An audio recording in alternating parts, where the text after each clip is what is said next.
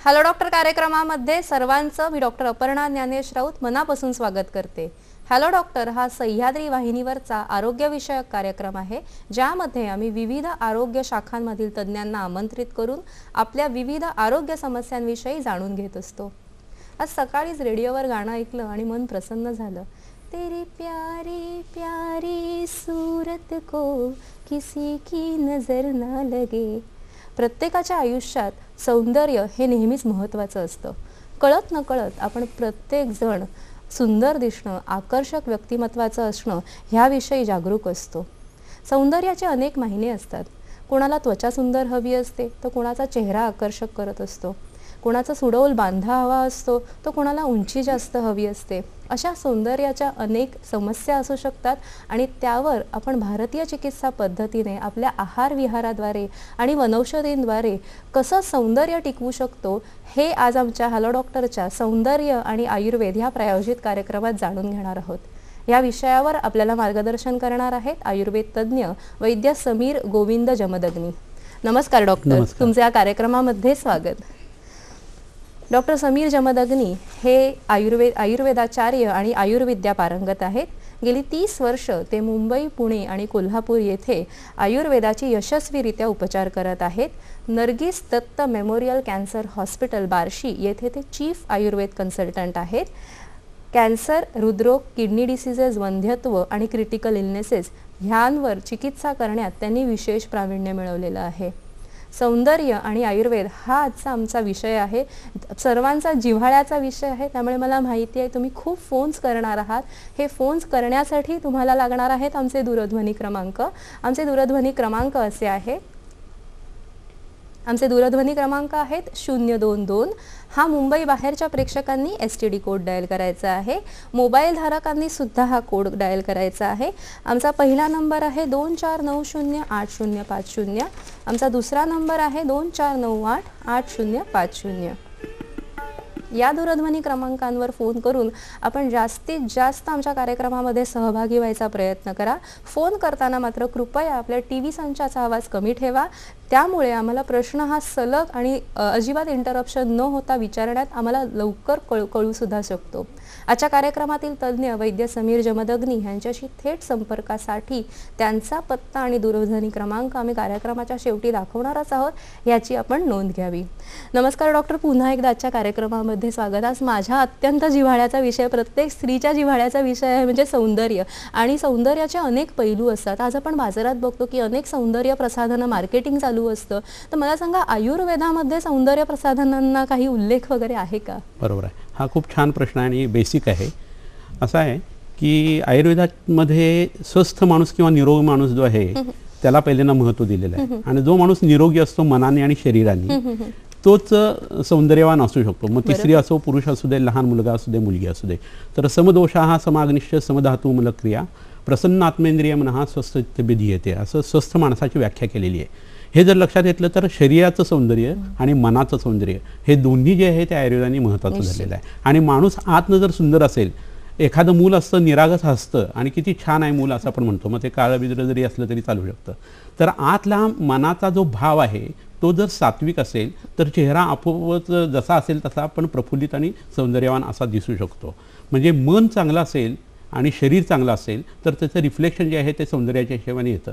मग आपण कुठेही गेलं तरी लोकांना असं वाटतं आप आहे बाहेर आई जे म्हणतो आपण, तर ह्या पद्धतीने आपण बघू शकतो। आणि दुसरं असं की आयुर्वेदाने मनाचा जो विचार केलेला आहे तो योगशास्त्राच्या हिशोबाने सुद्धा केलेला आहे। त्यामुळं योगो मोक्षोचं सर्वासाम वेदनानाम अवर्तनम मोक्षो निवृत्ती निश्चेषा योगो मोक्ष प्रवर्तका, हे योगातलं कुठलं वर्णन नसून आयुर्वेदातलं वर्णन आहे।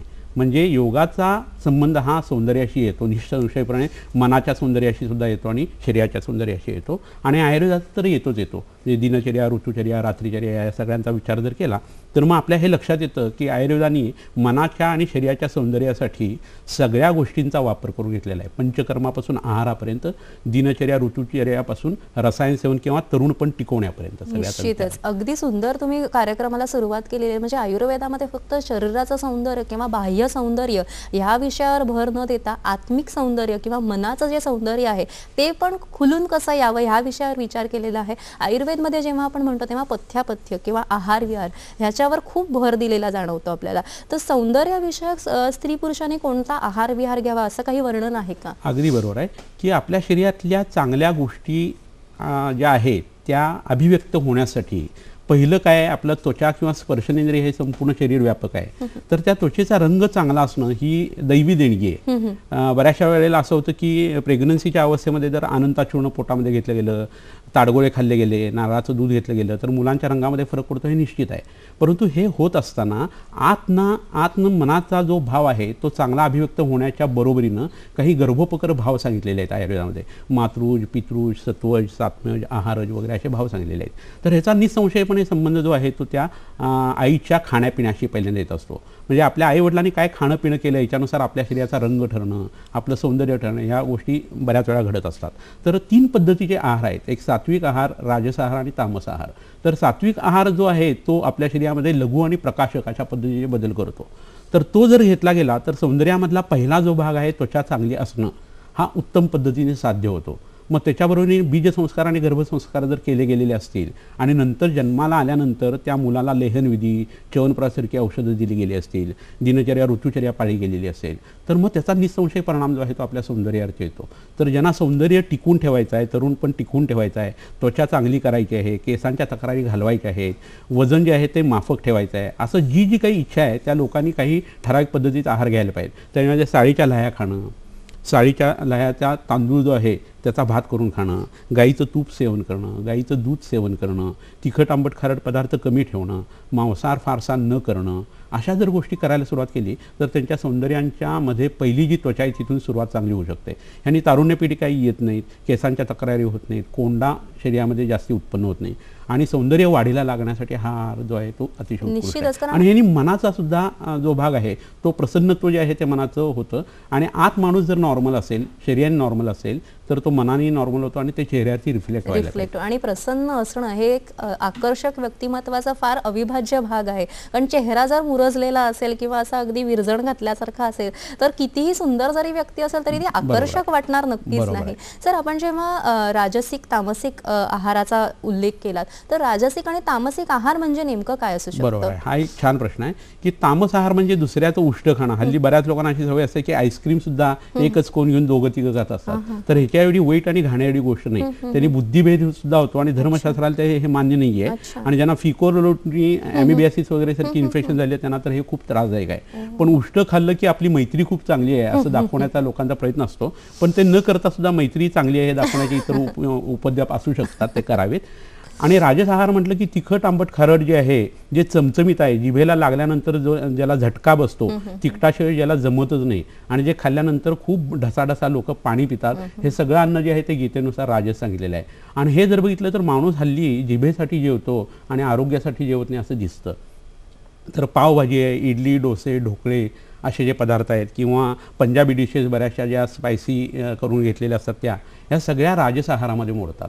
आंबवलेले पदार्थ आहेत, मशरूमसारखे पदार्थ आहेत, शिळे पदार्थ आहेत, प्रिझर्वेटिव्ह टाकलेले पदार्थ आहेत, ज्याला तारा सुटलेले आहेत, जे सडलेलं आहे म्हणजे चीज आणि पनीर हे सडलेल्या अन्नापैकी आहे. तर हे सगळं तामस अन्न आहे आणि ह्याने आरोग्याची प्राप्ती कधीही होणार नाही आहे, सौंदर्याची तर मुळीच होणार नाही आहे. तर ज्यांना अंगारती सुरकुत्या येऊ नयेत असं वाटतं, केस पांढरे होऊ नयेत असं वाटतं, कोंडा होऊ नये वाटतं, त्यांनी सात्विक अन्न मगाशी सांगितलं ते घ्यायला पाहिजे आणि हे राजस आणि तामस अन्न शक्य तितकं टाळायला पाहिजे. मोठमोठे ज्या हृदयाशी संबंधित आजार किंवा किडनीशी संबंधित आजार हल्ली दिसतात किंवा मेंदूशी संबंधित दिसतात, हे सुद्धा राजस आहाराचा आणि तामस आहाराचाच परिपाक आहे, त्यामुळे ते टाळणं गरजेचं आहे. फारच महत्त्वाचं आहे. आपल्याला पहिला प्रश्न आलेला आहे विलास यांचा सोलापूरवरून. नमस्कार विलासजी. हॅलो. नमस्कार, बोला. हा, माझं क्वेश्चन आहे ते चेहऱ्यावर जास्त पांढरे डाग येत आहेत. चेहऱ्यावर काय म्हणालात? पांढरे डाग आले आहेत चेहऱ्यावरती. ओके, त्याच डाग पडतात ना? हा. तुमचं वय किती आहे? वय आता 19-18 दरम्यान आहे. ठीक आहे विलास, तुमचा प्रश्न आम्हाला कळलेला आहे. सर जरूर मार्गदर्शन करतील. आता हे पांढरे डाग असं म्हटल्यानंतर ते कोडाच्या स्वरूपाचे आहेत का जंत झाल्यानंतर किंवा कॅल्शियम डेफिशियन्सी झाल्यानंतर आहेत ते बघायला पाहिजे. तर ज्या पद्धतीने आता त्याने प्रश्न विचारला त्या दोन गोष्टी आपण बोलूया, एक कृमींच्या हिशोबाने आणि दुसरं कोडाच्या हिशोबाने. तर बऱ्याच वेळा असं होतं की हल्ली पूर्वीच्या काळी जसं 2-2 महिन्यातून एकदा एरंडेल तेल देण्याची पूर्वीची पद्धत होती, पण ह्या गोष्टी हल्ली गेल्या आणि एरंडेल तेल कोण पित नाही. आणि त्याच्या व्यतिरिक्त हे मगाशी सांगितलेले घाणेरडे पदार्थ जे आहेत ते पोटामध्ये खूप मोठ्या प्रमाणावरती चमचमीत जिव्हा लवल्यासाठी म्हणून होत असतात. तर पहिल्यांदा त्यांनी असं करावं की जवळच्या वैद्याकडे जाऊन 40 ते 60 ml एवढ्या प्रमाणामध्ये एरंडेल तेल जे आहे ते पोटामध्ये घ्यावं आणि कोठा साफ करावा. ते करताना जर अंगाला तिळाचं तेल लावून जर शेकून घेतला आणि जर जुलाब घेतला तर त्याचा परिणाम जास्ती चांगला होतो. एरंडेल तेलाने काय फारसा त्रास होत नाही किंवा डिहायड्रेशन होतं असं होत नाही. त्यामुळे 1 तासाच्या मुलापासून 100 वर्षाच्या माणसापर्यंत कुणालाही ते वापरता येतं, त्यामुळे ते त्यांनी वापरून घ्यावं. नंतर जंत पडणारी जी आयुर्वेदिक औषध आहे त्याच्यात विडंगा असं नावाचं एक औषध आहे, ते 4-4 चमचे 2 वेळा घ्यावं. आणि कृमीकुठार नावाची एक गोळी मिळते ती त्यांनी घ्यावी. हे होत असताना चेहऱ्याला महातिक्तक घृत हे जर त्यांनी लावलं तर त्यांच्या अंगारचे जे डाग आहेत ते कमी होऊ शकतात. बऱ्याच वेळा असं होतं की सिद्म नावाचा किंवा शिब नावाचा आजार असतो, तर असं जर असेल तर मुळ्याचं बी जे आहे ते पाण्यात घालून रोज जर त्यांनी लावलं तर ते डाग त्यांचे जाऊ शकतील. कोड नावाचा जर आजार असेल, श्वित्र किंवा पांढरे डाग असतील तर त्यात अनुवंशिकता आहे का हे बघावं. त्यांच्या खाण्यापिण्यातल्या गोष्टी ज्या आहेत त्या बघाव्यात आणि जवळच्या वैद्याकडे जाऊन नाडी परीक्षा करून आयुर्वेदीय पद्धतीने आधी केस टेकिंग करावी आणि त्याच्यानुसार काही औषधं आपल्याला त्यांना सांगता येऊ शकतात. परंतु फक्त एवढ्या माहितीवरती कोडाची ट्रीटमेंट सांगणं हे युक्तियुक्त नाही. अगदी बरोबर सर. आपल्याला पुढचा प्रश्न आलेला आहे डोंबिवलीवरून भारत यांचा. नमस्कार भारतजी. डॉक्टर, माझा प्रश्न असा आहे की सध्या आपण पाहतो की मार्केटमध्ये आपले सौंदर्य वाढवण्यासाठी अनेक सौंदर्य प्रसाधने, काही कॉस्मेटिक्स आणि क्रीम्स उपलब्ध असतात. तर या सर्वांचा उपयोग करणं आपल्या दृष्टीने कितपत योग्य आहे आणि ही सौंदर्य प्रसाधने वापरल्यामुळे काही आपल्याला अपाय संभवू शकतो का? धन्यवाद. निश्चितच फार सजग आणि चांगला प्रश्न विचारलेला आहे भारतजी. या प्रश्नाचं आम्ही जरूर उत्तर देऊ. मात्र कार्यक्रमात आत्ता घेऊया एक छोटीशी विश्रांती. पाहत रहा कार्यक्रम हॅलो डॉक्टर. विश्रांतीनंतर सर्वांचं पुन्हा एकदा हॅलो डॉक्टर कार्यक्रमामध्ये स्वागत. आजचा कार्यक्रम हा प्रायोजित कार्यक्रम आहे. विषय आहे सौंदर्य आणि आयुर्वेद आणि सहभागी आहेत वैद्य समीर जमदग्नी. कार्यक्रमात शेवटी आम्ही वैद्य जमदग्नी यांच्याशी थेट संपर्कासाठी त्यांचा पत्ता आणि दूरध्वनी क्रमांक दाखवणार आहोत, याची आपण नोंद घ्यावी. दररोज रात्री कोठा साफ करण्यासाठी जर आपण हरडा चूर्ण घेतलं तर आपला कोठा तर साफ होतोच, याशिवाय चेहरा सुद्धा चांगला उजळतो. सर, ब्रेकमध्ये जाण्यापूर्वी आपल्याला भारत यांचा प्रश्न होता सौंदर्य प्रसाधनांविषयी. ते म्हणत होते की मार्केटमध्ये अनेक सौंदर्य प्रसाधनं असतात, आपण त्याचा वापर करत असतो नकळत. कसं करावं आणि हे फार जरुरीचं आहे का? बरोबर. कसं आहे, सौंदर्य प्रसाधनं फक्त चेहऱ्याला लावून किंवा केसांना लावून आपलं आरोग्य सुधारेल आणि सौंदर्य चांगलं होईल अशी या भ्रमामध्ये कुणीही राहू नये. आणि हे होत असताना आपल्या पथ्याचा विचार जो आयुर्वेदातला आहे तो खूप महत्त्वाचा आहे. शरीर शुद्धीचा विचार जो आहे तो खूप महत्त्वाचा आहे. दिनचर्या, ऋतुचर्या याचा विचारसुद्धा महत्त्वाचा आहे. मेकअप करण्यासारखं सौंदर्य प्रसाधन तुम्ही लावत असाल तर त्याचा स्थायी परिणाम तुमच्यावरती येणार नाही हे नक्की आहे. आणि पुन्हा त्या सौंदर्य प्रसाधनामध्ये काय काय औषधं आहेत हे जर तुम्हाला माहीत नसेल तर त्याचं सिस्टमिक ॲब्सॉर्प्शन जे आहे ते त्वचेमधनं होत असतं आणि त्याचा आपल्या हृदयावरती, किडनीवरती सुद्धा परिणाम येऊ शकत असतो. हे सगळं लक्षात घेऊन तुम्ही वागायला पाहिजे. आता व्हिटॅमिन ए सारखा पदार्थ एखाद्या गोष्टीमध्ये असेल आणि तो जर अतिरिक्त सेवन केला गेला पोटामधून किंवा त्वचेवरती लावला गेला तर त्याच्या यकृतीवरती वाईट परिणाम येऊ शकतो. म्हणजेच थोडक्यात असं आहे की सौंदर्य वाढवायचं असेल किंवा त्याच्यासाठी काही सप्लिमेंट्स तुम्हाला घ्यायचे असतील तर पहिल्यांदा पोटाचा तुम्ही विचार करायला पाहिजे, खाण्यापिण्याचा विचार करायला पाहिजे, तुमची जागरणं किती होतात त्याचा विचार करायला पाहिजे, तुम्हाला स्ट्रेस, टेन्शन, एन्झायटी किती याचा विचार करायला पाहिजे आणि मग ह्या गोष्टींच्या मागं लागायला पाहिजे. तर ह्यामध्ये कोणतं तरी एक ठराविक सौंदर्य प्रसाधन आहे आणि सगळ्यांना त्याचा सर्वंकष फायदा झाला आहे असं फारसं होत नाही. प्रत्येक माणूस हा आयुर्वेद वेगळा धरतो आणि वैद्याकडे जाऊन आपल्या प्रकृतीचं परीक्षण करून त्यानुसार एखादं सौंदर्य प्रसाधन वापरणं हे जास्ती. निश्चितच. आपला पुढचा प्रश्न आहे संतोष यांचा यवतमाळवरून. नमस्कार संतोषजी, आपला प्रश्न विचारा. नमस्कार. हा नमस्कार, बोला. माझ्या पत्नीच्या चेहऱ्यावर वांग आलेला आहे, काळे डाग. त्याकरिता काय विलाज काय करायला पाहिजे मॅडम? निश्चितच काळे डाग असणं ही फार कॉमन समस्या आहे स्त्रियांमधली आणि विशेष करून सर मला ह्याच्यात ऍड करावं असं वाटतं की मेनोपॉज नंतरच्या ज्या स्त्रिया असतात त्यांच्यामध्ये अशी चेहऱ्यावर बटरफ्लाय टाईप अशी एक रॅश आलेली असते, काळे डाग आलेले असतात. तर त्याविषयी काय सांगू शकता? आता कोणताही काळेपणा येणं जे आहे ना हे वातवृद्धीमुळे आयुर्वेदानुसार घडत असतं. तर युजली यांची ट्युबेक्टोमी वगैरे अशा स्त्रियांची झालेली असते, उन्हात फिरणं होत असतं, पित्त प्रकृती यांची असते किंवा जानेवारी, फेब्रुवारी, मार्चमध्ये कधी यांचा जन्म झालेला असतो आणि 9 महिने मागं जाऊन बघितलं तर पित्ताच्या काळामध्ये म्हणजे शरद ऋतूमध्ये हे गर्भावस्थेमध्ये किंवा गर्भ त्यांचा तयार झालेला असतो आईच्या पोटामध्ये. ह्याच्या व्यतिरिक्त लोह जे आहे ते व्यवस्थित जर पचलं नाही तरीसुद्धा हा परिणाम येऊ शकतो. पण मुख्य कारण जे आहे काळेपणा येणं जे कार्शकार्ष्णोष्टु कामित्वम कंपाना शकृद्ग्रहान बलवर्णन निद्रेंद्रिय भ्रंश प्रलाप भ्रमदीनता असं वाताच्या वृद्धीमधलं जे कार्ष्ण्य आहे, कार्यपणा, तो त्या वातामुळे येत असतो. तर ह्याच्यासाठी एक सुंदर आणि साधं औषध आहे आणि ते म्हणजे दर संध्याकाळी आपण महावात विध्वंस नावाचं जे औषध आहे ते महायोगराज गुग्गुळच्या गोळीबरोबरती तुपामध्ये खलून रोज घ्यायला सुरुवात करायची. तर मग चेहऱ्यावरचे हे वांग जे आहेत ते कमी व्हायला लागतात. इथं एक वनस्पती आणलेली आहे, ती मुद्दामून तुम्हाला मी दाखवतो. हे हळकुंडा किंवा ओली हळद आहे. तर रुईचा चीक किंवा रुईचं पानाचा रस आणि ही वनस्पती जी आहे ती उगाळायची आणि रोज वांगाईला लावायला सुरुवात करायची. तर हे वांग ते आस्ते आस्ते कमी व्हायला सुरुवात होतात. बऱ्याच वेळेला असं होतं की अनुवंशिकता ह्या आजाराच्यामध्ये आढळते. त्याच्यासाठी मात्र पोटामध्ये इतर औषधं आणि पंचकर्मातला मुस्तादी आपण बस्ती किंवा तिक्त क्षीर बस्ती हा जवळच्या वैद्यांच्याकडनं त्यांनी करावा तर त्यांच्या चेहऱ्यामध्ये निश्चित चांगला फरक होऊ शकतो. निश्चितच सर. आणि जेव्हा आपण सौंदर्य या विषयावर बोलत असतो, अनेक आपल्याकडे टीनेजर मुलं आणि मुली येत असतात की त्यांना उंची वाढवायची असते. आईबाबांची जी साधारण उंची असते त्याच्यापेक्षा थोडीशी जरी उंची 1-2 सेंटीमीटर वाढली तरी अनेक वेळा नोकरीमध्ये फायदा होऊ शकतो, लग्न होण्यासाठी फायदा होऊ शकतो. तर आयुर्वेदामध्ये उंची वाढवण्यासाठी काय आहे का? खूप चांगला प्रश्न आहे. आणि सौंदर्याच्या हिशोबाने बुटकेपणा हा जो आहे तो खूप घातक सिद्ध होतो.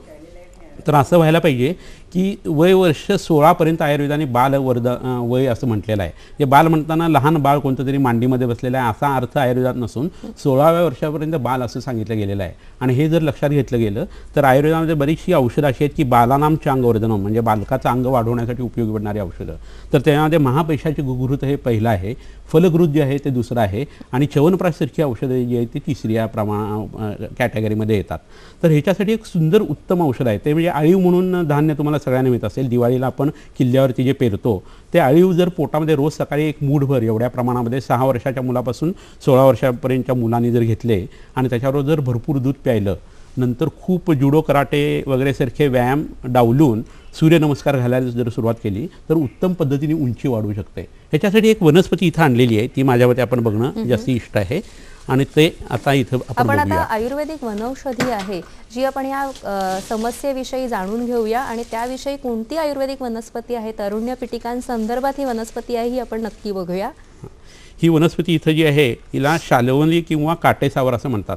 गोवा प्रांतात आणि काही ठिकाणी काश्मीरच्या प्रदेशात हिला पांढऱ्या फुलाची सुद्धा ही मिळू शकते. पण लाल फुलाची किंवा पांढऱ्या फुलाची असली तरी त्याचे गुण जे आहे ते समान आहेत.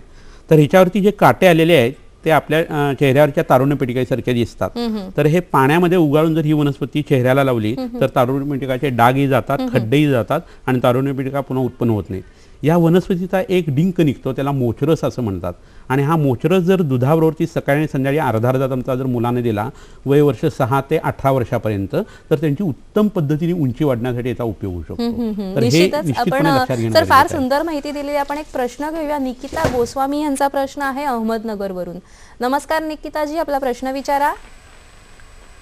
नमस्कार निकिताजी.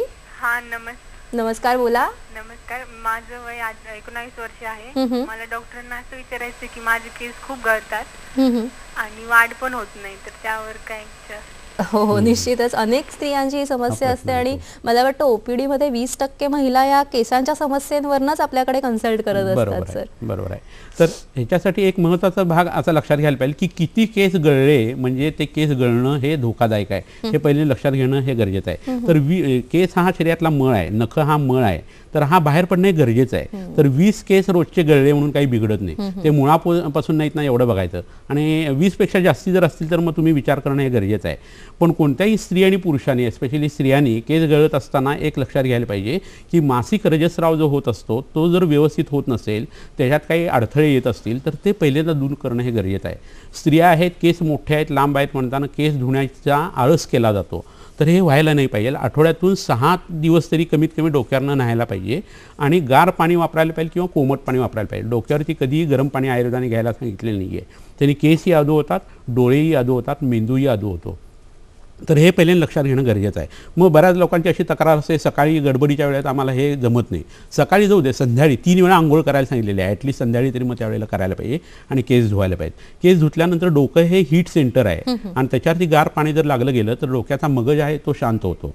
आयुर्वेदामध्ये केस जे आहेत ना ते अस्थिधातूचा मल म्हणूनही सांगितलेले आहेत आणि बऱ्याच जणांनी मज्जाधातूचा उपधातू म्हणून सांगितलेले आहे. आणि मज्जा सगळ्यात जास्त आपल्या ब्रेनची आहे आणि तिथं उगवणारे हे केस जे आहे त्याचं आरोग्य हे आपल्या मेंदूशी संबंधित आहे. तर मनाच्या संबंधीची ज्या काही जडणघडणी आहेत आणि विकृती आहेत त्या काढायला पाहिजेत, पाळीच्या संबंधांच्या विकृती आहेत त्या काढायला पाहिजेत. आणि हे सगळं झाल्यानंतर शरीरातले वात आणि पित्त जर तुम्ही कमी केले, अन्न चांगल्या पद्धतीचं घेऊन किंवा औषध घेऊन, तर मग तुमच्या शरीरामध्ये केसांचं गळणं आणि इतर जे तक्रारी आहेत, स्प्लिट हेअर्स होणं वगैरे, हे होणार नाही. बायका हल्ली केस खूप वेळा कापतात आणि त्यामुळे स्प्लिट हेअर्स जे आहेत ना ते जास्ती उत्पन्न होतात आणि केस वाढणं जे आहे ते एकदम कमी होऊन जातं. तर हे होऊ नये म्हणून तुम्ही काय करायला पाहिजे, तर प्रवाळ पंचामृत नावाचं औषध पोटामध्ये घ्यायला पाहिजे आणि ओल्या माक्याचा रस पोटात जर घेतला तर त्याला केशराज असं म्हटलेलं आहे. आणि रोज सकाळी संध्याकाळी 2-2 चमचे तुपावर जर ते घेतलं गेलं तर उत्तम पद्धतीने केस वाढतात आणि केसांच्या बऱ्याचशा तक्रारी कमी होतात. निश्चितच सर. आणि याचबरोबर केसांच्या इतर तक्रारी असतात म्हणजे पुरुषांसंदर्भात आणि स्त्रियांसंदर्भात, ते म्हणजे टक्कल पडणं म्हणजे खालित्य. तर ह्या विषयावर काय सांगू शकता? टक्कल पडणं ही मोठी विकृती आहे आणि पित्त प्रकृतीमध्ये ही जास्ती आढळून येते. जे आईच्या पोटामध्ये ऑक्टोबर महिन्यामध्ये तयार झाले अशा लोकांतर हे घडतं. पण त्याच्यापेक्षा एक वेगळा प्रच्छन्न भाग आत्ताच्या तरुण वर्गाने, एस्पेशली ज्यांची लग्न आत्ता झालेले, त्यांनी लक्षात ठेवावा की त्यांना जर पित्ताचा त्रास असेल तर उठसूट त्या अँटासिड्स घेत असतात आणि मग ते घेतल्यानंतर म्हणजे सिमेंटिडिन, रायनाटिडिनसारखी औषधं घेतात आणि ते घेतल्याने त्यांचं पित्त कमी होतं. पण त्यांच्या मुलांना आणि मुलींना नंतर केसांच्या तक्रारी सुरू होतात आणि त्याच्यामध्ये टक्कल पडणं हा भाग तर पुरुषांच्या बाबतीत, त्या मुलांच्या बाबतीत येतो. पण मुलींना हिरसुटिझम किंवा दाढी मिशा येणं ह्या पद्धतीचं जे प्रकरण आहे ना ते त्याच्यातनं जास्ती तयार व्हायला लागतं. तर पित्ताची ओरिजिनल आयुर्वेदिक ट्रीटमेंट ह्या लोकांनी घ्यायला पाहिजे, म्हणजे त्यांना जी मुलं उत्पन्न होतील त्यांच्यात हे प्रश्न येणार नाही. आता टक्कल पडल्यानंतर ते टक्कल चाई या स्वरूपात नाही येणार हे बघणं गरजेचं असतं. चाई जर पडलेली असेल तर तिथं आपल्याला एक उत्तम इथं औषध आणलेलं आहे, ते दाखवणं गरजेचं आहे. आपण आता चाई या विषयावर कोणतं पंचकर्म करू शकतं हे जाणून घेऊया. यासाठी सरांनी लीच किंवा जळवा आणलेल्या आहेत, त्या आपण बघूया. तर इथं या बाटलीमध्ये जो तरंगणारा प्राणी आता दिसतोय आपल्याला, त्याला जलौका असं म्हणतात संस्कृतमध्ये. जळवा असं त्याचं मराठी नाव आहे. आणि ह्या जर लावल्या गेल्या तर केसांची मुळं जी आहे ती मोकळी होतात, तिथं रक्तस्राव प्रवाह जो आहे तो उत्तम पद्धतीने यायला सुरुवात होते. आणि हे सगळं होत असताना केसांना बळ देणारी औषधं जर पोटात घेतली गेली, मकाशी सांगितलं जातं माक्याचा रस घेतला, च्यवनप्राशसारखं औषध घेतलं गेलं तर केस गळणं आधी थांबतं, म्हणजे आहे ते केस आधी टिकतात.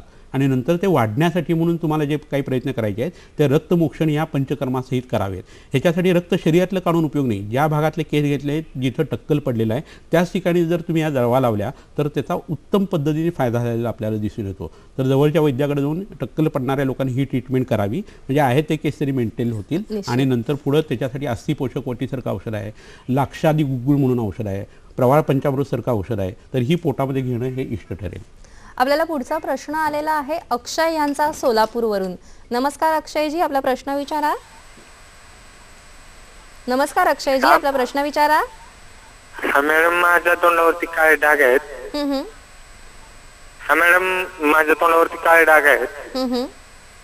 या विषयावर तुम्हाला काय करू शकतो? निश्चित अक्षय, तुमचा प्रश्न आम्हाला कळलेला आहे. या प्रश्नाचं आम्ही पूर्वी उत्तर दिलेलं आहे, पण थोडक्यात सर काय सांगू शकता त्यांना? आता हे काळे डाग जे आहे ते पिंपल्समुळे आलेले आहे का वांग या स्वरूपाचे आहेत हे त्यांनी सांगितलं नाहीये. पण पिंपल्समुळे जर काळे डाग आलेले असतील तर आंबे हळद म्हणून एक वनस्पती द्रव्य आहे, आमलकी म्हणून एक द्रव्य आहे म्हणजे आवळकाठी, आणि त्याच्याबरोबरीनं पुनर्नवा नावाची एक वनस्पती आहे. या तिन्ही वनस्पतींचं चूर्ण एकत्र करून जर चेहऱ्याला लावलं तर चेहऱ्यावरचे काळे डाग जे असतात ते पूर्णतः निघून जातात. गोवर कांजिण्यामधल्या कांजिण्यांचे डाग राहणं, जखम झाल्यानंतर काळा डाग पडणं, हे कोणत्याही वयामध्ये जर झालं तर त्यावेळेला हे करणं गरजेचं आहे. ह्याच्याबरोबरीने पोटामध्ये महामंजिष्ठादी काढा म्हणून जे औषध आहे ते त्यांनी घ्यावं आणि कोठा साफ होईल हे बघायला पाहिजे. कोठा जेवढा तुमचा साफ होईल तेवढे हे काळे डाग जे आहेत ते कमी उत्पन्न होणार आहे. सर, आपण जेव्हा खालित्याबद्दल बोललो म्हणजे टक्कल पडण्याबद्दल बोललो, तसंच अजून एक समस्या असते म्हणजे पालित्य म्हणजे पांढरे केस होणं, अकाली वार्धक्य होणं. आजकाल आपल्याला बघायला मिळतं की शाळेत जाणाऱ्या वयातील मुलांचे पण केस पांढरे झालेले असतात किंवा फार लवकर पांढरे झालेले असतात.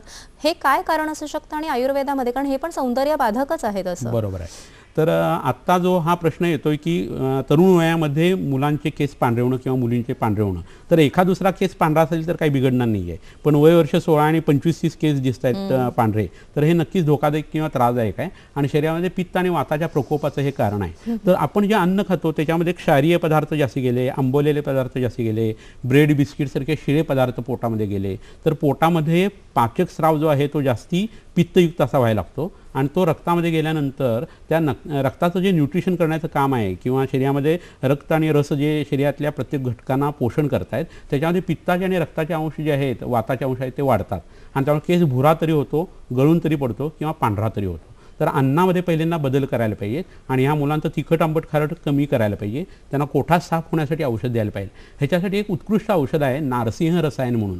ते जर पोटामध्ये घेतलं गेलं तर या मुलांचे केस पुढं पांढरे होणं हे घडत नाही आणि जे पांढरे आहेत ते हळूहळू कमी व्हायला लागतात. तर हे एक वापरणं गरजेचं आहे. याच्याबरोबर नीलीभृंगादी तेल म्हणून चरक संहितेमध्ये एक खूप चांगलं तेल आलेलं आहे आणि ते चांगल्या कंपन्यांचं उपलब्धसुद्धा आहे. ते जर डोक्याला लावायला रोज रात्री सुरुवात केली तर 40पर्यंतच्या लोकांच्या आणि काही वेळेला त्याच्या पुढच्या लोकांनासुद्धा ह्याचा उत्कृष्ट फायदा झालेला दिसून येतो आणि पांढरे केसांची समस्या जी आहे ती कमी व्हायला लागते. म्हातारपण हा एक जो भाग आहे ना तो थोडासा अभिव्यक्त होत असतो, तर त्या हिशोबाने हे बघणं गरजेचं आहे. च्यवनप्रासारखं औषधसुद्धा त्याला उपयोगी पडतं. निश्चितच. आपल्याला पुढचा प्रश्न आलेला आहे हिंगोलीवरून विलास नाईक यांचा. नमस्कार. नमस्कार, बोला, आपला प्रश्न विचारा. नमस्कार. हा, बोला. हा मॅडम, माझ्या डोळ्याखाली काळे वर्तुळ आहेत. बऱ्याच दिवसापासून आहेत ते. हा, मी बरीच ट्रीटमेंट घेतली ॲलोपॅथिकची. बरोबर. काही ट्रीटमेंट होत नाही. निश्चित. तुमच्या प्रश्नाला आणि डोळ्याखालच्या काळ्या वर्तुळांना काय औषध आहेत हे आपण जरूर जाणून घेऊया सरांकडून. मात्र कार्यक्रमात आत्ता घेऊया एक छोटीशी विश्रांतीनंतर सर्वांचं पुन्हा एकदा हॅलो डॉक्टरमध्ये स्वागत. आजचा विषय आहे सौंदर्य आणि आयुर्वेद आणि सहभागी आहेत वैद्य समीर जमदग्नी. वैद्य समीर जमदग्नी यांच्याशी थेट संपर्कासाठी त्यांचा पत्ता आणि दूरध्वनी क्रमांक आम्ही कार्यक्रमाच्या शेवटी दाखवणारच आहोत, याची आपण नोंद घ्यावी. त्वचेचं सौंदर्य वाढवण्यासाठी आणि शरीराचं सौंदर्य वाढवण्यासाठी नियमित आपल्या आहारामध्ये गाईच्या तुपाचा नक्कीच उपयोग करावा. सर, विलास नाईक यांचा प्रश्न होता, डोळ्याखाली त्यांच्या काळी वर्तुळं आहेत, काय सांगाल त्यांना? त्यांच्यासाठी एक 2 वनस्पती आपण इथं आणलेल्या आहेत. माझ्या मते ते बघणं इष्ट ठरेल. आपण आता सारिवा नावाच्या वनस्पतीबद्दल जाणून घेऊया, जी डोळ्यांच्या खाली काळी वर्तुळं असताना आपण नक्कीच त्याचा उपयोग करू शकतो. ही आता जी वनस्पती आपण बघतोय हा सारिवाचा एक भेद आहे. याला मराठीमध्ये कावळी असं सुद्धा म्हणतात. याचं मूळ कृष्ण सारिवा म्हणून बरेच वैद्य वापरतात आणि त्याचा परिणामही चांगला येतो. पण हे जे मूळ आहेत ते आणि त्याच्याबरोबर ही सांगितलेली दुसरी वनस्पती जी आहे मंजिष्ठा नावाची वनस्पती आहे. ह्या अनंत आणि मंजिष्ठा या 2 वनस्पती ज्या आहेत त्या दुधामध्ये उगाळून जर डोळ्याच्या खाली जर लेप केला गेला रोजच्या रोज रात्री झोपताना तर मग डोळ्याच्या खालची काळी वर्तुळं जी आहे ती उत्कृष्ट पद्धतीने कमी यायला सुरुवात होतात. ह्याच्या बरोबरीनं असं एक आहे की डोळ्याच्या खालची काळी वर्तुळं हे मज्जाधातूशी संबंधित आयुर्वेदाने धरलेलं आहे. तर पोटामध्ये बदामाचं तेल साधारण 3 ते 4 थेंब जेवत असताना जर घेतलं, म्हणजे थोडं जेवण करायचं, बदामाचं तेल जे आहे ते 3 थेंब घ्यायचं आणि नंतर पुढचं जेवण करायचं. असं जर केलं गेलं तर पित्तधराकला म्हणून पोटातली जी आहे लहान आतड्यातली ती चांगली सुधारते आणि डोळ्याखालची काळी वर्तुळं ही कमी यायला लागतात. रात्रीचं जागरण होत असेल तर ते बंद करणं गरजेचं आहे. आहार, निद्रा आणि ब्रह्मचर्य याचा विचार अशा लोकांनी खूप करायला पाहिजे, तर डोळ्याखालची काळी वर्तुळं ही कमी होऊ शकतात. बऱ्याच वेळा ह्याच्यात अनुवंशिकता आढळते आणि अनुवंशिकता आढळणाऱ्या लोकांनी रोज रात्री हरितकी चूर्ण किंवा हिरड्याची पावडर किंवा गंधर्व तेल किंवा एरंडेल तेल जे आहे ते जर पोटामध्ये घेतलं निरंतर 15 ते 20 दिवसातून एकदा तर त्यांच्या डोळ्याखालची काळी वर्तुळ ही उत्तम पद्धतीने कमी यायला लागतात. सर, जेव्हा आपण सौंदर्याविषयी बोलतो, चेहरा सुंदर असतो, व्यक्तिमत्व आकर्षक असतं, पण जवळ गेल्यावर मुखदौर्गंध्य ह्याच्यामुळे ती व्यक्ती आपल्यापासून दुरावते की पण आपल्याला त्याच्या जवळ जाता येत नाही. हा पण एक सौंदर्याचा मोठा बाधा आहे. तर ह्याविषयी पूर्णपणे उघडपणे बोललं सुद्धा जात नाही, एम्बॅरेसिंग वाटतं ते. बरोबर आहे. आता मुखदौर्गंध्य हे आयुर्वेदामध्ये ऊर्ध्वगत या पद्धतीने वर्णन केलेलं आहे. आणि राजा अशोक जो होता त्याला सुद्धा तोंडाला खूप घाण वाचायचा, तर त्याच्या पत्नीने त्याला कांदे खायला दिले, ज्याला पलांडू असं म्हणतात ते, आणि ते दिल्यानंतर त्याचा मुखदौर्गंध्याचा त्रास कमी झाला. तर हे होतं कशामुळे हे बघणं गरजेचं आहे. तर पोटात कृमी असतील तर तोंडाला घाण वाचू शकतो. दातामध्ये कॅव्हिटी असतील, तोंडाची स्वच्छता नसेल, जुनाट सर्दी असेल, कृमी होण्याची जर शरीराची टेंडन्सी असेल, मूळव्याधीचा त्रास असेल किंवा इतर शौचाच्या मार्गात अडथळा येणारा कोणताही पदार्थ जर अडकून तिथं राहत असेल, मांसाहार केला जात असेल, दारू पिली जात असेल, किडनीच्या संबंधाने काही आजार असतील, मधुमेह असेल तर एक वेगळ्या पद्धतीचा वास तोंडाला येतो, घामाला येतो. तर ह्याच्यासाठी एक काही कारण जरी यापैकी असलं ना तरी एक उत्तम विडा आहे आणि तो माझ्या मते लोकांनी हा लिहून घ्यावा किंवा लक्षात ठेवावा. तर त्याच्यामध्ये सीतोबलादी चूर्ण म्हणून आयुर्वेदातलं सांगितलेलं आहे, ते पाव चमचा घ्यायचं. दालचिनी जी आहे ती साधारण 1 चिमूट घ्यायची. खरं म्हणजे सीतोबलादी चूर्णात आहे पण तिचा प्रमाण थोडंसं जास्त हवं. हळद जी आहे ती पाव चमचा घ्यायची. रुईच्या पानाचा 1 तुकडा घ्यायचा, पिकलेलं पान असू दे किंवा सुकलेलं असू दे, तो साधारण रुपयाच्या नाण्या एवढा घ्यायचा आणि नागवेलीची 2 पानं घेऊन त्याच्यामध्ये हे सगळं ठेवून ते स्मॅश करून घ्यायचं, कुटून घ्यायचं, कारण त्यात रुईचं पान असल्याने चावून खाल्लं तर तोंड येऊ शकतं. आणि नंतर हा जो विडा आहे तो गिळायचा. असं सकाळी आणि संध्याकाळी 2 वेळा केलं तर ह्यापैकी कोणत्याही गोष्टींनी ऊर्ध्वगत किंवा तोंडाला वास येत असेल ना तर तो कमी येतो. तुम्ही हे लक्षात घ्या की तोंडाला वास येतोय म्हणून बऱ्याच लोकांचा कॉन्फिडन्स लेवल कमी होते आणि त्यामुळे तोंडावरती हात घेऊन रुमाल घेऊन असं बोलत असतात. तर हे करायची गरज नाहीये. त्यांनी ह्या पद्धतीने जावं आणि बरं व्हावं. त्याच्याबरोबर एक महत्त्वाचा भाग मला सांगावा वाटतो की 35 वर्षानंतर बऱ्याच लोकांच्या तोंडाला हा वास येणारच असतो, कारण विसर्गंध हा पित्ताचा सांगितलेला आहे. तर 35 ते 60 या वयामध्ये बऱ्याच लोकांच्या तोंडाला वास येतो. तर ही एकदम विकृती असं तुम्ही लक्षात घेऊ नका, पराकोटीची विकृती असं लक्षात घेऊ नका. प्रकृतीचा भाग म्हणून सुद्धा ते असू शकतं. विकृतीच्या भागासाठी आता तुम्हाला विडा सांगितला तेवढा पुरेसा आहे. निश्चितच. श्रेया पाटील यांचा पुढचा प्रश्न आहे धुळ्यावरून. नमस्कार श्रेया, तुमचा प्रश्न विचारा. बोला बोला श्रेया, आपला प्रश्न विचारा. नमस्कार मॅडम, मी धुळ्याहून बोलते. माझा प्रश्न असा आहे, तर माझ्या चेहऱ्याला 1-2 वर्षापूर्वी पिंपल्स आला होता. तर मग आता त्यानंतर चेहऱ्याला खड्डे पडले, तर मला त्याच्यावर उपाय हवा. वय किती आहे? ठीक आहे, तुमचं वय किती आहे श्रेया? माझं वय 21 वर्ष आहे. सर काय सांगाल? खूप चांगला प्रश्न आहे आणि बऱ्याच जणांना हा त्रास असतो. तर पिंपल्स येण्याचं वय हे साधारण मेनार्क किंवा प्युबर्टीचं एज जे आहे तेव्हापासून, म्हणजे 12 वर्षापासून साधारण 25 वर्षापर्यंत पिंपल्सचा त्रास होतो. त्याच्यानंतर सुद्धा मला पिंपल्स आलेत, मला पिंपल्स आलेत असं लोक बऱ्याच वेळा म्हणतात. तर 25 वर्षानंतर स्त्री आणि पुरुषांची वाढ ही पूर्ण झालेली असते आणि नंतर त्वचेवरती जे काही फोड येतात त्याच्यामध्ये त्वचा रोगाचा भाग जास्त असतो आणि पिंपल्सचा कमी असतो. त्यामुळे पिंपल्सची औषधं 25 वर्षानंतर वापरून काहीही उपयोग होत नाही. त्याच्या आधी ती वापरली जाणं हे गरजेचं आहे.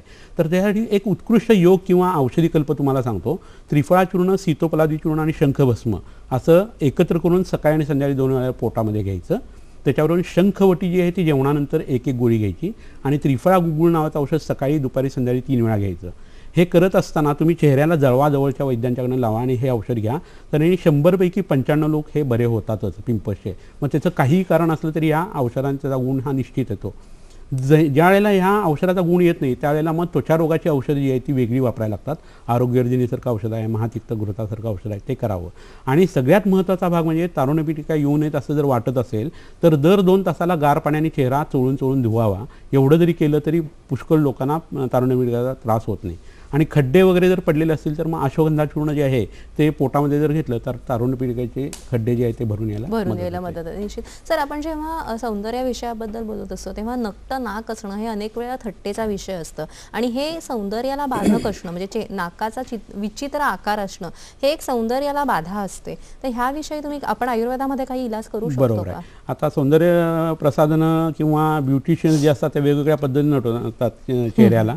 किंवा नक्तनाक असेल तर दोन्ही बाजून जर कलर डार्क दिला तर नाक वरती उठून येतं. फार मोठं नाक असेल तर मध्ये डार्क रंग लावल्यानंतर होतं. या सगळ्या गोष्टी तुम्हाला माहिती आहेत, पण हे तात्पुरतं आहे. तुम्ही तिथनं बाहेर पडलात की तुम्हाला पुन्हा त्या गोष्टीला सामोरं जावं लागतं. पण ह्याच्यासाठी काय होतं की हाडांची वाढ होण्याची जी प्रक्रिया आहे तरुण वयामध्ये ती जर खूप मोठ्या प्रमाणावरती नाकाचं हाड वाढत असेल तर नाक जास्ती धारदार किंवा मोठं किंवा गरुड नाक जे म्हणतात तसं होऊन तेही विकृतीचं देतो करू शकतं. आणि हाडाचं पोषण जर व्यवस्थित झालं नाही तरीसुद्धा नाकाच्या हाडावरती परिणाम येऊ शकतो. नो डाऊट की याच्यात अनुवंशिकता आणि आईवडिलांची ठेवण जी आहे ती काम करतच असते. त्यासाठी वेगवेगळ्या पद्धतीच्या कॉस्मेटिक सर्जरीसुद्धा आहेत.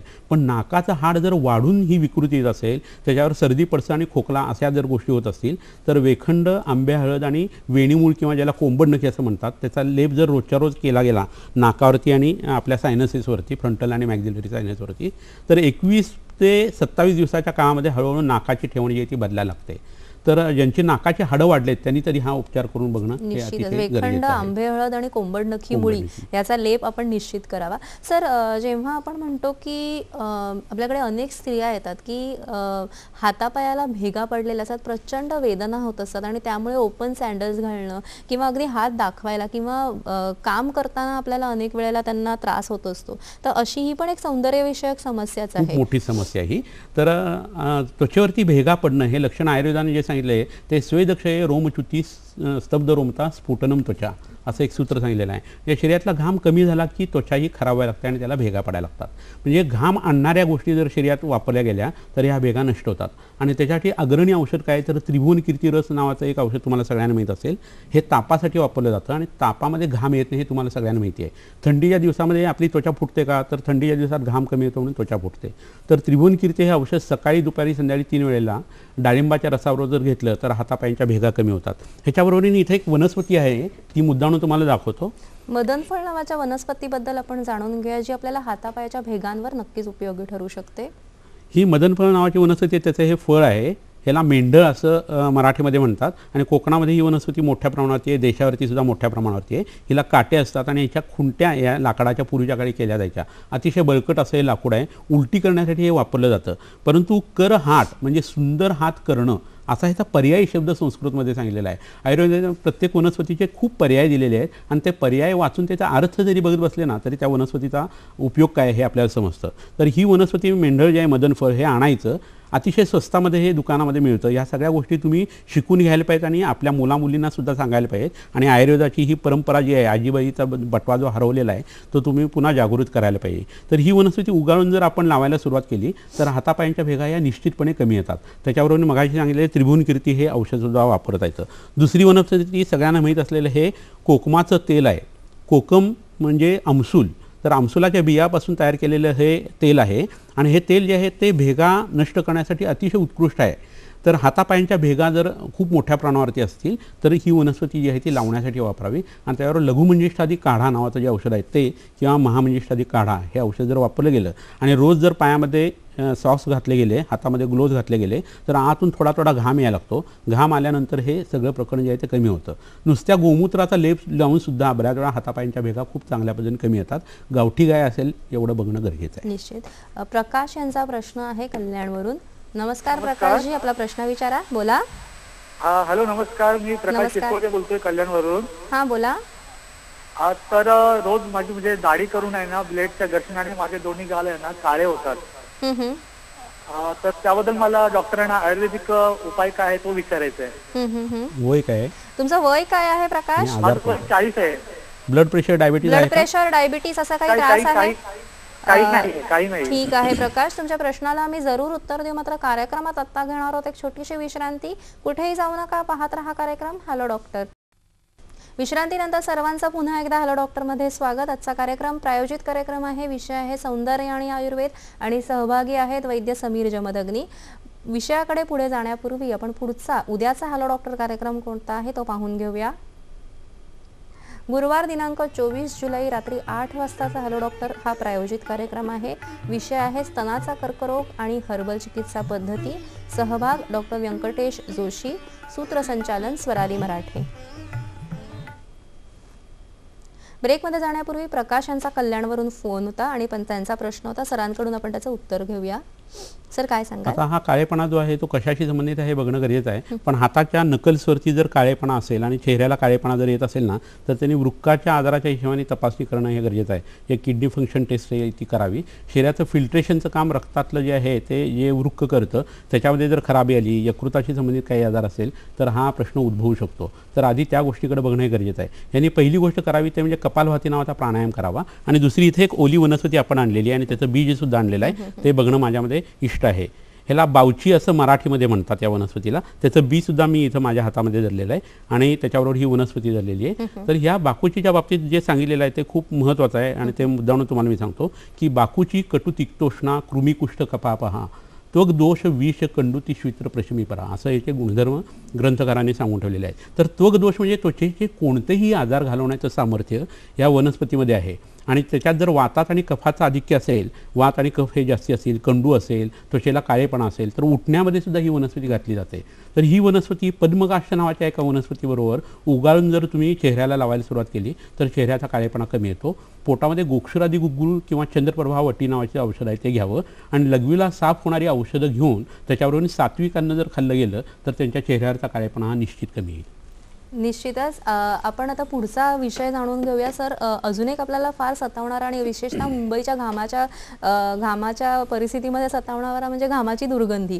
जवळ आल्यावर सुद्धा घामाची दुर्गंधी येते आणि मग जवळ यावंसं वाटत नाही. सौंदर्य विषयक मोठी बाधा आहे ही. त्याविषयी काय सांगू शकता?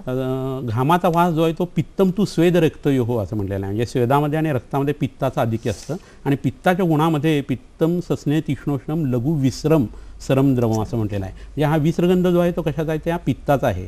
गाडीमधनं आपण जात असतो बसमधनं आणि कोणतरी ओकतं आणि त्याचा एकदम भपकन वास जो येतो तो म्हणजे विसर्गंध आहे. तर हा विसर्गंध घालवण्यासाठी पित्त प्रकृतीच्या लोकांनी पहिल्यांदा माला वगैरे धारण करायला सांगितलेले आहेत. कमळाच्या माळा, मोगऱ्याच्या माळा वगैरे. पण हे हल्ली विचित्र दिसेल म्हणजे असं कोण करायला लागलं तर.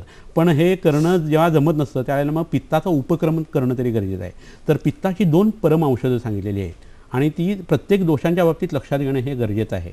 तर शरीरानामच्या दोषानाम क्रमेण परमौषधम बस्तिर्विरेको वमनम तथा तैलम घृतम मधु असं म्हटलेलं आहे.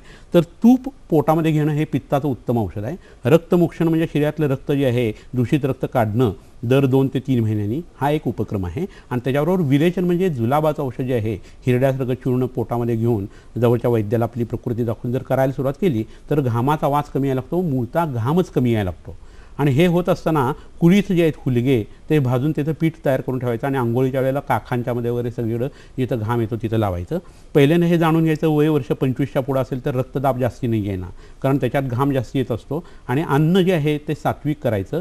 चमचमीत अन्न जर कमी खायला सुरुवात केली, पोटामध्ये जर गुलकंदासारखं औषध पोटामध्ये घेतलं गेलं किंवा वाळा नावाची ही वनस्पती तुम्हाला माहिती आहे ह्याचं पाणी जर पोटामध्ये घेतलं गेलं तर घामाची दुर्गंधी ही निसंशयपणे कमी येते. ज्यांची पित्त प्रकृती आहे अशा लोकांचा घामाचा वास हा थोडाफार राहतो. तर त्यांनी ती विकृती समजू नये, स्वतःची प्रकृती समजावी. आणि तेही घालवायचा जर त्यांनी प्रयत्न केला तर त्यांना दमा किंवा सर्दी किंवा खोकला मागं लागू शकतो. तर प्रत्येकाने आपली प्रकृती काय हे वैद्याकडे जाऊन तपासावं आणि घामाची दुर्गंधी किती एक्सटेंडपर्यंत आहे हे लक्षात घ्यावं आणि त्यानुसार उपचार करणं हे गरजेचं आहे. सर, अनेक वेळा अनेक स्त्रियांच्या अंगावर मोठ्या प्रमाणात केस असतात आणि ते सुद्धा अतिशय विद्रूप दिसत असतं. तर ह्याविषयी आयुर्वेदामध्ये काही इलाज असू शकतो? हा खूप चांगला भाग आहे. तर आता स्पष्ट बोलणं हे गरजेचं आहे भारतीय संस्कृतीला अनुसरून. तर स्त्रिया ज्या पुरुषांसारखा ड्रेस घालतात, जीन्स वगैरे पॅन्ट घालतात, तर शरीरामध्ये पुरुषकर भाव वाढत असतो. गाडीवरती दोन्हीकडे पाय टाकून बसणं हे सुद्धा आयुर्वेदाला मान्य नाही आहे. त्यांनी पेरिनियल रिजनवरती जो प्रेशर येतो त्याचाही परिणाम येत असतो. पाळीच्या 4 दिवसाच्या काळामध्ये कसं वागायचे जे पूर्वीच्या लोकांनी नियम सांगून ठेवलेले आहेत, आयुर्वेदाने नियम सांगितलेले आहेत, ते करायला पाहिजेत. ते जर केले गेले तर मग शरीरातल्या बीजग्रंथीचं काम हे व्यवस्थित व्हायला लागतं आणि ते जर झालं तर स्त्रीत्व व्यवस्थित राहतं आणि अंगारची केसाची जी उत्पत्ती आहे ती कमी व्हायला सुरुवात होते. त्यासाठी गुलबाक्षीचा कांदा नावाचं जे औषध आहे ते उगाळून जर चेहऱ्याला लावलं तर त्याचा खूप उत्तम उपयोग होतो.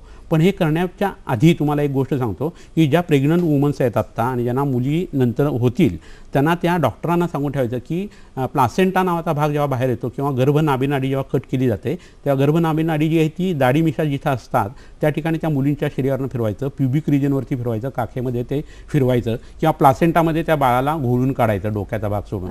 तर त्या ठिकाणी केसांची उत्पत्ती होत नाही. हा पूर्वीच्या काळी प्रकार केला जायचा, पण आता ऑपरेशन्स जी आहे ती सीझर्स होतात आणि त्यामुळे हा प्रकार आपल्याला व्यवहारात दिसत नाही. निश्चितच अतिशय उपयुक्त माहिती सांगितलेली. आता कार्यक्रमात वेळ झालेली आजच्या आरोग्य सल्ल्याची. आजचा आरोग्य सल्ला काय आहे तो आपण पाहूया. कपालभाती, अनुलोम विलोम, भस्त्रिका हे प्राणायामाचे प्रकार नियमित योग शिक्षकाच्या मार्गदर्शनाखाली केले तर डोळ्यांखालची काळी वर्तुळं, ओठांभोवतीचा काळेपणा हा नष्ट होतो आणि त्वचा उजळते. वडाच्या पारंब्या आणि ओला माका याने सिद्ध केलेलं खोबरेल तेलामुळे केसांच्या तक्रारी नाहीशा होतात.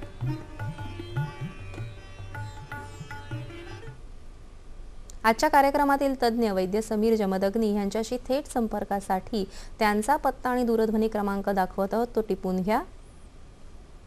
श्री विश्वामृत आयुर्वेदीय चिकित्सालय व पंचकर्म केंद्र, सिद्धी प्लॅटिनम, पहिला मजला, नातूबाग, सदाशिवपेठ, बाजीराव रोड, पुणे 30. नंबर 020 2443 0259 09595 810 727 080 87 347 921. विविध विषय घेऊन आम्ही तुमच्या समोर येत असतो. तुमच्या प्रतिक्रिया आम्हाला जरूर पाठवायला विसरू नका. याशिवाय ज्या डॉक्टरांना आमच्या कार्यक्रमात प्रायोजित कार्यक्रम करायचा असेल त्यांनी आम्हाला जरूर संपर्क साधावा. आमचा पत्ता आहे निर्माती हॅलो डॉक्टर, दूरदर्शन केंद्र, वरळी, मुंबई 400030. तुम्ही आम्हाला ईमेलद्वारे सुद्धा संपर्क साधू शकता. आमचा ईमेल आहे hellodoctor@gmail.com. आता आपण विविध सौंदर्यविषयक समस्यांवर उहापोह केला. तुम्ही मगाशी म्हणाल की दिनचर्या ही सुद्धा सौंदर्य साधनेसाठी महत्त्वाची असते. थोडक्यात काय सांगू शकता? सकाळी उठल्या उठल्या इतर कोणत्याही गोष्टी न करता मलमूत्र विसर्जन व्हायला पाहिजे. ते झाल्यानंतर अंगाला तिळाचं तेल व्यवस्थितरित्या लावलं जायला पाहिजे. नंतर मग नस्य नावाचा विधी सांगितला आहे, नाकात काही औषधं टाकणं. दंतधावन सांगितलेलं आहे, कडुलिंबाच्या किंवा रुईच्या मुळीने दात घासणं हे व्हायला पाहिजे. नंतर अंगाला उद्वर्तन किंवा उठणं लावून आंघोळ व्हायला पाहिजे. माफक प्रमाणात व्यायाम व्हायला पाहिजे आणि भूक लागल्यानंतर जेवलं जायला पाहिजे. तहान लागल्यानंतर पाणी प्यायलं जायला पाहिजे. आणि मलमूत्राचा वेग कधीही दिवसाभरात आला तर तो न अडवता लगेच प्राणी जसे विसर्जन करतात त्या पद्धतीने ते केलं जायला पाहिजे. झोपेची वेळ जी आहे ती रात्री 12-1ची नसून जेव्हा वनस्पतींची पानं मिटली जातात, प्राणी झोपतात, अशा वेळेला माणसाने झोपायला पाहिजे. तर ती वेळ जी असते ती 7:30 पासून 9:30च्या दरम्यानची असते. तर रात्री विनाकारण जागृत जर बसलात तर सौंदर्यावरती त्याचा निश्चितपणे परिणाम येणार आहे. आणि रात्री लवकर झोपलात तर पहाटे लवकर जाग येणार आहे. निश्चित. ब्राह्मे मुहूर्ते उत्तिष्ठे. सर मला सांगा, रसायन चिकित्सेचं महत्त्व काय आहे सौंदर्य साधनेमध्ये? तरुण पण टिकवणं हे जे आहे ते रसायनाचं महत्त्वाचं काम आहे. आणि तरुण असलेला माणूसच सुंदर दिसतो हे आहे. योगी लोक सत्पुरुष आहेत त्यांचं ब्रह्मचर्य चांगलं असल्याने चेहऱ्यावरती त्यांचा ग्लो येतो. म्हणजे ब्रह्मचर्यालाही महत्त्व आहे. रसायन सेवन करावं आणि त्याच्याबरोबरीने ब्रह्मचर्याचं पालन जर केलं गेलं, च्यवनप्राशसारखं औषध घेतलं गेलं तर तरुण पण टिकून राहतं आणि सौंदर्यसुद्धा उजळून येतं. सर ह्याच्याबरोबर मानसिक भावांचा काय परिणाम होत असतं कारण त्याच्यावर आपण नक्की थोडक्यात काय इलाज करू शकतो? काम, क्रोध, लोभ, मोह, मत्सर जर वाढले तर शरीरातले पित्त, वात जे आहे ते वाढायला लागतात. क्रोधात पित्त म्हटलंय, काम, शोक, भयाद वायू, क्रोधात पित्तम त्रयोमला. तर ह्याच्यावरती कंट्रोल करण्यासाठी ओंकाराचा जप करणं, आपल्या सद्गुरूंनी दिलेला अनुग्रहाचा मंत्र आहे तो श्वासावरती म्हणणं, हे उपचार करायला पाहिजेत. आणि त्याच्याबरोबरीने सात्विक अन्न जर सेवन केलं गेलं तर राग कमी येतो. दूध भात 1 महिनाभर खाऊन बघावा चिडणाऱ्या लोकांनी किंवा मत्सर करणाऱ्या लोकांनी, तर त्यांच्यात रॅडिकल चेंजेस झालेले त्यांना लक्षात येतील. निश्चितच. आज आपण बघितलं की आयुर्वेदामध्ये फक्त स्वास्थ्य म्हणजे शरीराचं स्वास्थ्य नसून मनाचं जर स्वास्थ्य ठेवलं, आचरणाचं जर स्वास्थ्य ठेवलं तर आपण आपलं सौंदर्य नक्कीच वृद्धिंगत करू शकतो. सर आज तुम्ही इथे आलात आणि आमच्या दर्शकांना जी माहिती दिली त्यासाठी दूरदर्शन हॅलो डॉक्टर तर्फे तुमचे मनपूर्वक आभार. नमस्कार.